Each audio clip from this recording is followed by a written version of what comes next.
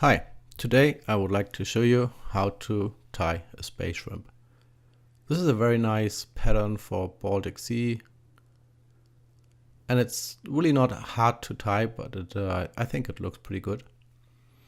So you will find the material list at the end of this video. So place your hook in the vise, make sure it's firm, and then you can do your ground windings with your thread.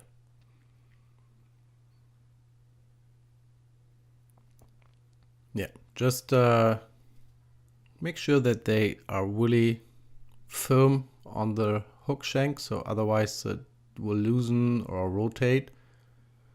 Yeah, then make a dubbing knot spot, however you want to name that, at the end. So by the way, you can vary the colors however you want to have them. My flies are normally flexible, so I use some Spey hackles here in 10. You may also could use bird fur or something, so it just should have long hackle fibers.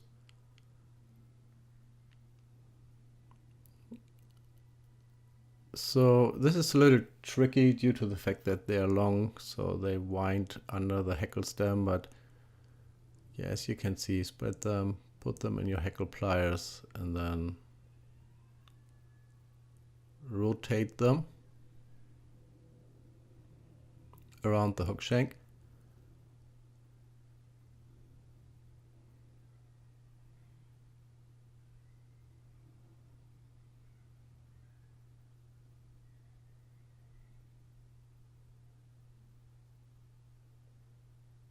Yeah, sort them out that they stand back to the tail.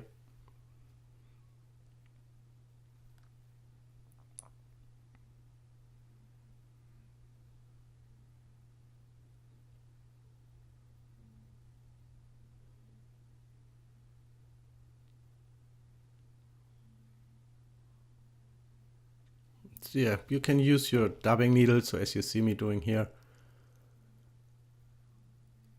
2-3 more windings around the shank so that it gets a little more volume. I like this material. It's really gives a nice tip at the ends, which is slim, and some body the more fibers you get. And it looks like a very natural shape even for bait fishes. And then the other one is it's very flexible, soft material, so which plays well in the water.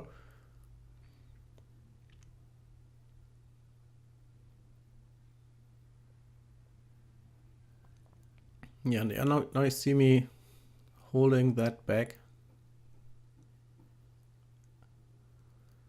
and fix it.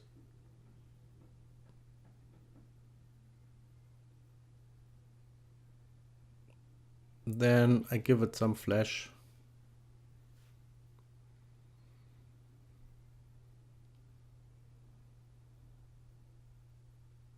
Yeah, I don't like too much flash in flies.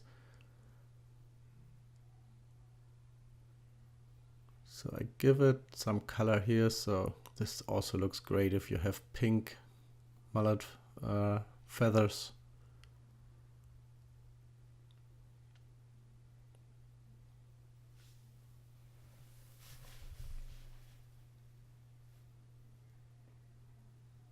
Then do another Spey hackle in there.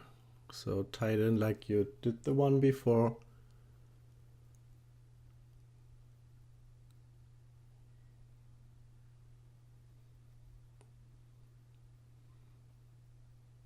Yeah, by the way, I really like this C&F hackle pliers, because it's normally you cannot pull too much. It's not, yeah, the hackle stem normally do not break even with very fragile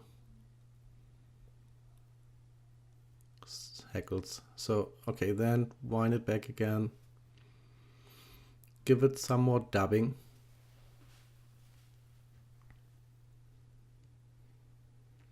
Because I use this as a base for the eyes, so that the eyes stand left and right of the fly. Please always make sure that the eyes are really aligned so that they not one is up, one is down. So this is really important because if you have one eye not exactly in the way the other is, the fly can rotate if you strip them in. And what we don't want is a rotating fly. So you see I use some time to really adjust them, that they are on the same height, same distance to the hook shank, blah blah. So really make sure that you take a lot of care around that. Otherwise, if the fly turns, that's not nice. So you can check that. You always can bend it a little bit, but yeah, the more accurate you tie it in here, the better. So you even can secure it with some super glue now. Sometimes I do that, I don't do it here. And then I give it some bleed wire, which I curl up yeah, as a weight for the fly on the downside of the hook shank.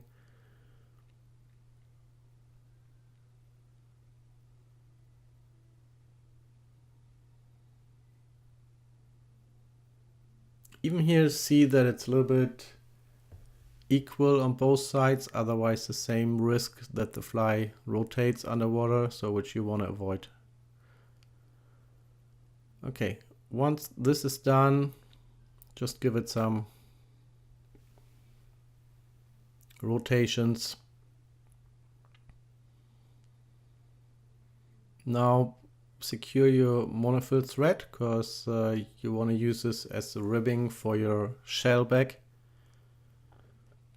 or shrimp bag. So yeah, you see me CDC and some polar dub in 10. I put that in the magic tool and do a dubbing loop then and tighten. So here you see it's already cut. So you will see I do a second one how I cut it, but you will have the hackle stems in and you need to cut them. So there's a lot of videos out how to use the magic tool. So this is CDC hackle and polar dub in 10. And then I tie it in a dubbing loop. So you see it's not enough. So it's not enough. So you could do a second, or I do a second one. Yeah, and here I show you how to do that. So you can just cut the hackle stems. Yeah, I really like this magic tool. That's perfect for stuff like that. So make your dubbing loop. Take a dubbing twister and then yeah, put in the dubbing and curl it. Once more and a little more, and then brush it out or use a dubbing needle, or just like I did with the fingers, just make sure that it's a little bit out.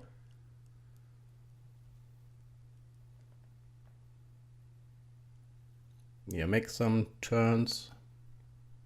By the way, a Pattegrisen, for example, you use spey fibers all over the body. I don't like that much, because from my experience they tail in a lot, which I don't like if I have a fly not working effectively.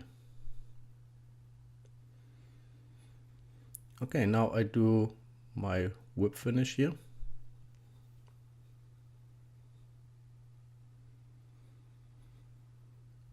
And then I brush out the dubbing, adjust it a little bit, so you see I have some really long fibers.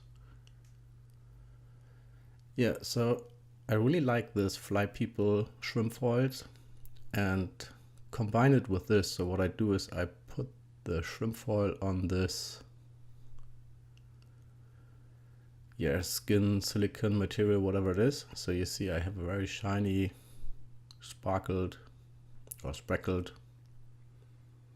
shrimp foil. So now I take my monofil and then you see me ribbing that in.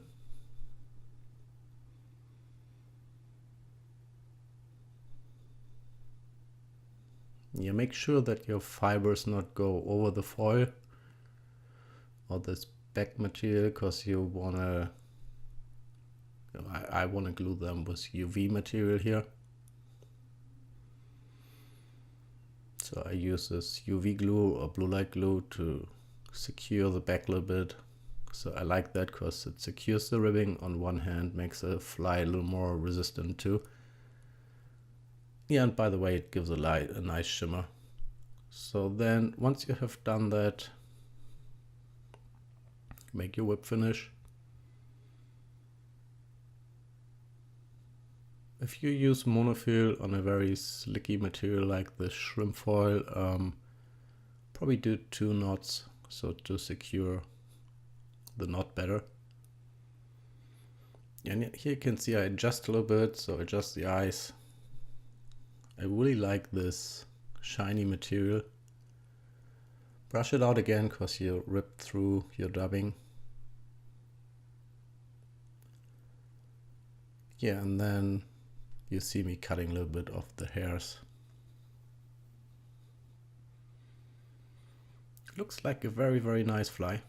So it could be a sand eel by the way too, but it's supposed to be shrimp. So yeah, here you can see me gluing the bag. As I said, that secures the ribbing, gives it a little more, how should I say, a little more firmness. And gives it a very, very nice shine, as you can see here.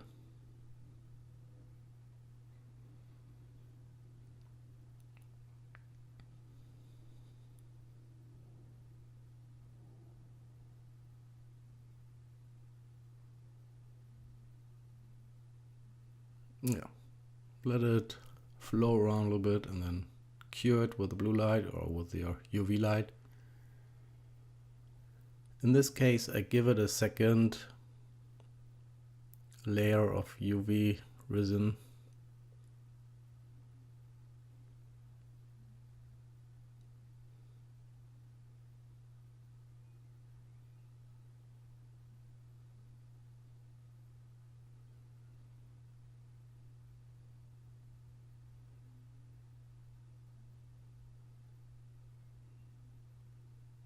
Yeah, nice finger. Sorry, I do that to stabilize a little bit and not squeeze the glue in the dubbing or something. If you get older, probably you need to stabilize with a second hand.